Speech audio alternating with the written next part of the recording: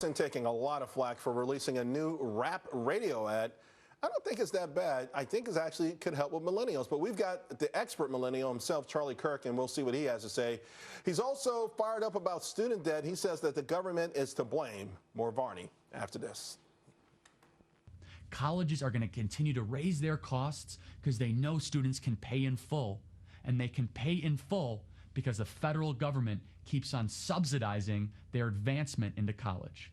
Remember, it's big government policies that have created the student loan bubble in this country. Releasing a new rap radio ad aiming to get that millennial vote. Charlie Kirk, do you think this tactic will interest the millennials? You know, I think it's interesting. I think it's a good thing that Dr. Carson is starting to use rap and hip hop. Charles, you and I have had discussions about why should the left own an entire genre of music? And I think more so than not, using a very popular genre such as rap to engage young people around his candidacy and his set of ideas could be rather effective. And you look at Jay-Z, you look at Kanye West, they're all traditionally very, very left-wing figures. They endorsed Obama. They had a very positive implications for his candidacy. Sure. I say, why not? It's a little cheesy, a little corny, but so what? I think it's a good thing. But you know what, though, Charlie? The left has hated luxury rap for years because I think there's an underlying message that says you don't have to settle for government crumbs. You can actually dream of having a G5. You can dream of it. And it's not, you got Jay-Z, to your point, Drake, Rick Ross, he's the boss. Every time my son listens to music, I hear somebody talking about being super wealthy, super successful. And I think that's more of a conservative message these days than a woe is me message of the left.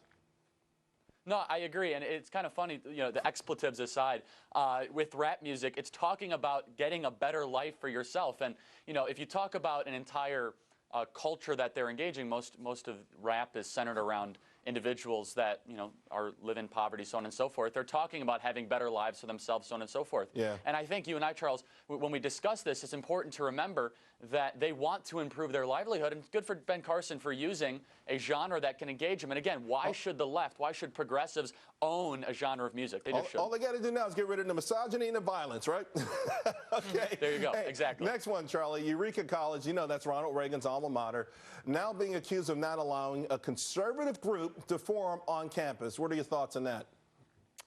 Yeah, we're very familiar with this story, actually. We have a vibrant chapter there at Eureka College, and that was, like you said, Ronald Reagan's alma mater. And this is just another example of left-wing academics using their institutional titles and their power to try to block conservative organizations and group on campus. I always say that college administrators are very tolerant of other people's opinions as long as you agree with them. And those diversity bumper stickers is diversity in all aspects except diversity of thought. Yeah. And so this is just another example, unfortunately, at a place where you'd think would honor their conservative heritage. They're disallowing conservative groups from coming on campus, which I think is wrong and disgraceful. The intolerance of the tolerance crowd. I never get over that. That's as exactly well. One last one, Charlie. The student loan crisis impacts, of course, a majority of millennials right now. You're calling it a game of loans. Why? Well, it is, and it's kind of a play off of the popular TV show Game of Thrones. And look, 93% of all student loans given out last year were given out by the federal government. It's big government, not big business, that have created this student loan crisis in this country. And look, it's a financially cataclysmic situation that young people are finding themselves in. It's not because of big business that young people are getting into debt. It's not because of Wall Street bankers. It's because of bureaucrats in Washington, D.C. that have created unnatural market interactions, and young people are getting into debt to go study things that don't matter, to go find jobs that don't exist. Yeah, this is an equation for a generation that will be perpetually financially underwater. Yeah, last year, student loans outpaced inflation yet again. And what would be the solution? Should we get the government out of the way, put a middleman in there, someone that would say, I'm not going to give you a loan for $100 grand to study the secret sex life of plants, that kind of thing?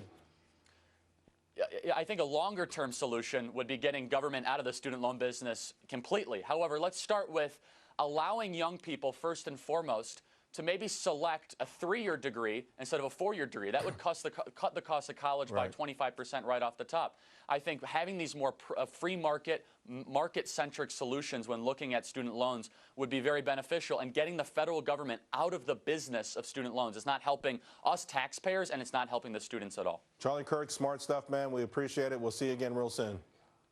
Thank you so much. All right.